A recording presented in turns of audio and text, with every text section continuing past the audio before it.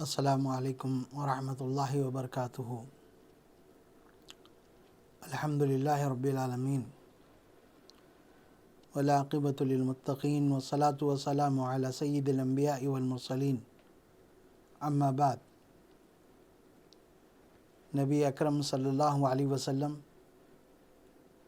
اعلانیہ دعوت کا حکم پا کر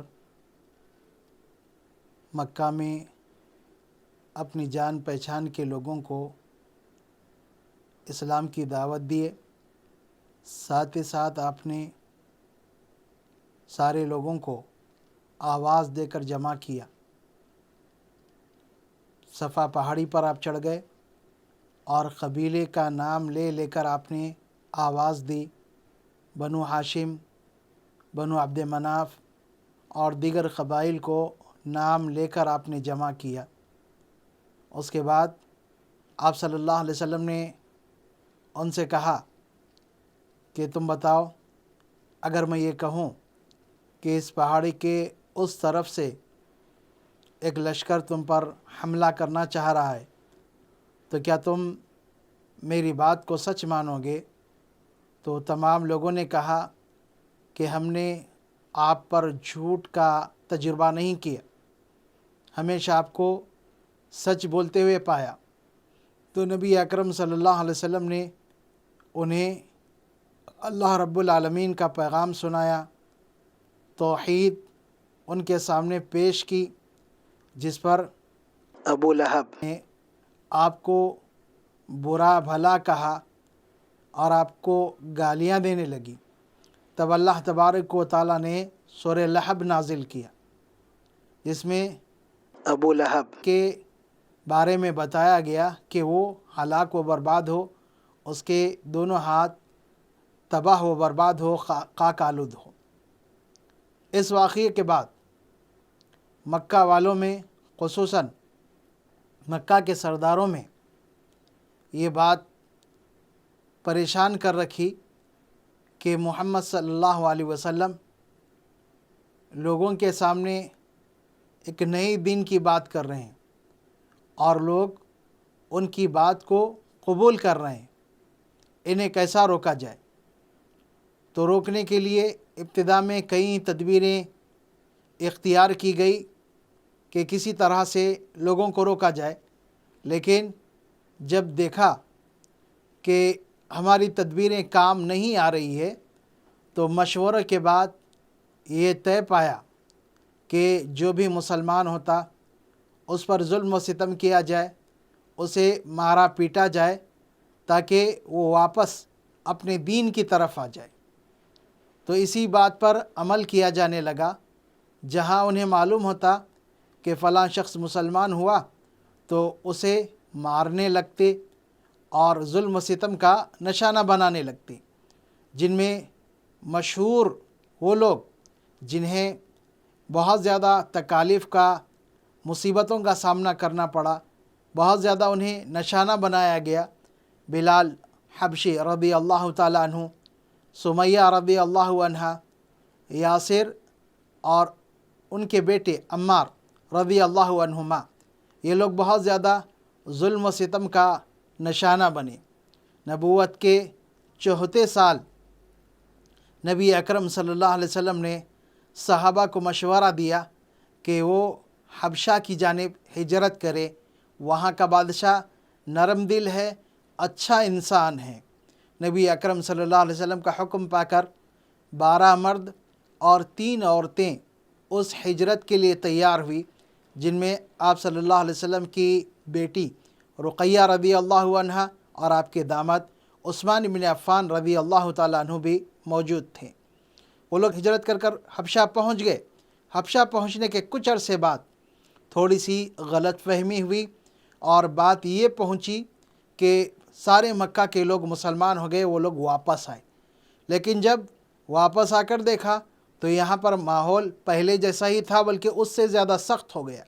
پھر اس کے بعد نبی اکرم صلی اللہ علیہ وسلم کی اجازت سے تقریباً 83 لوگوں نے حبشہ کی جانب دوبارہ ہجرت کی۔ جب حبشہ کی ہجرت کے بارے میں مشرکین مکہ کو معلوم ہوا تو उन लोगों ने 2 आदमियों का इंतखाब किया कि वो हबशा जाएं और बादशाह से बात करें और उन लोगों को वापस लाएं।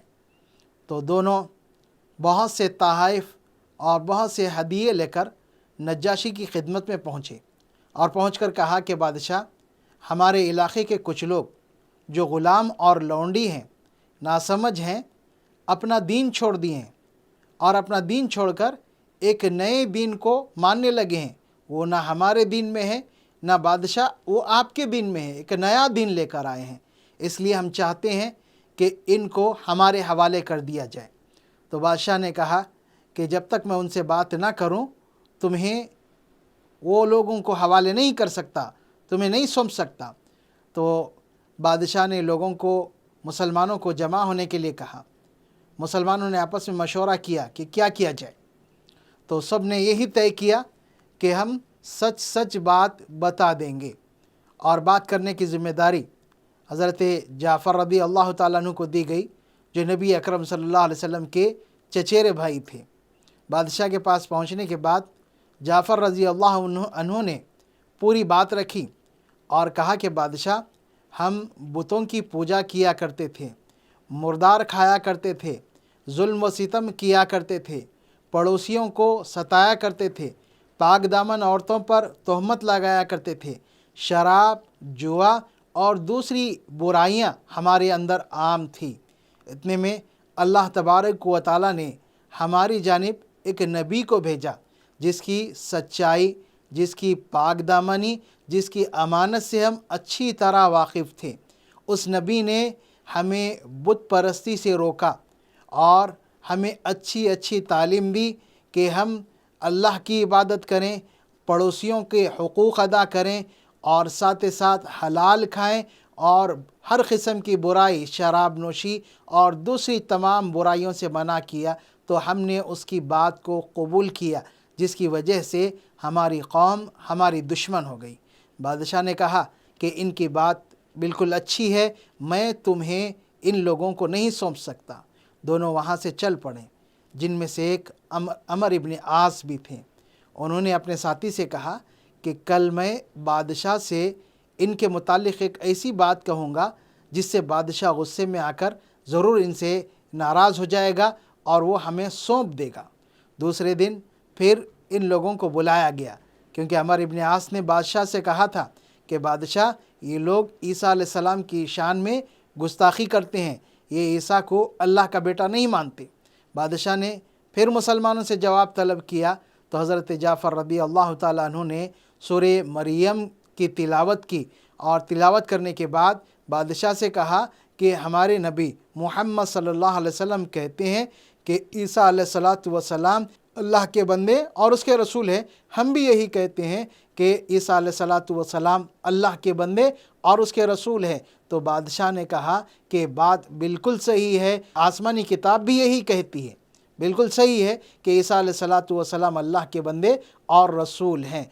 तो उन लोगों को वापस कर दिया और कहा कि तुम लोग मेरे इस इलाक़े में आराम से रह सकते हो, तुम्हें कोई तकलीफ़ नहीं होगी। वहाँ से नामुराद होकर वो लोग वापस आए और वापस आने के बाद मक्का में फिर मुसलमानों को सताना शुरू किया और फिर उसके बाद उनके सामने एक बड़ा मसला आया हज के मौसम का, कि हज के मौसम में अगर हाजी आएँ और मोहम्मद उनको अपनी बातें बताने लगेंगे तो उससे ये लोग मुतासिर हो जाएंगे। तो एक नई मुहिम के लिए वो निकल पड़े कि लोगों से मिलने से मोहम्मद सल्लल्लाहु अलैहि वसल्लम को रोका जाए, लोगों को भी रोका जाए कि वो मोहम्मद सल्लल्लाहु अलैहि वसल्लम से मुलाकात ना करें। जिसके लिए उन्होंने मक्का से बाहर जाकर ही आने वाले हाजियों को ये बताना शुरू किया कि हम में एक शख्स मोहम्मद नाम का ज़ाहिर हुआ है, जो मजनून है, पागल है, वो अपनी बातों से लोगों में जुदाई डाल देता है, भाई भाई में जुदाई डाल देता है, घरों में फूट पड़ जाती है, इसलिए उसकी बात को ना सुना जाए। लेकिन फिर भी अल्लाह तबारक व तआला की मशीयत से बहुत सारे लोगों ने नबी अकरम सल्लल्लाहु अलैहि वसल्लम की बात सुना और आपकी बात को कबूल किया। मज़ीद इंशाअल्लाह आइंदा वीडियो में हम देखेंगे। अल्लाह तबारक व तआला हमें अमल की तौफ़ीक़ अता फ़रमाए।